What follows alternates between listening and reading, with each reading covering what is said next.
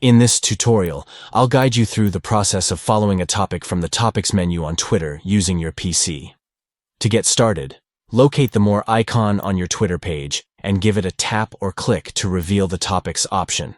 Once you've done that, a pop-up window will appear on your screen displaying a variety of options. Next, within the pop-up window, find and tap to click on the Topics section. This will take you to a list of topics that you can explore and engage with. Now, as you browse through the topics, you have the opportunity to follow more of them by simply clicking the Follow button next to the ones that pique your interest.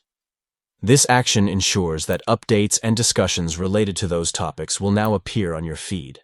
By following these straightforward steps, you can customize your Twitter experience and stay informed about the latest conversations within your areas of interest.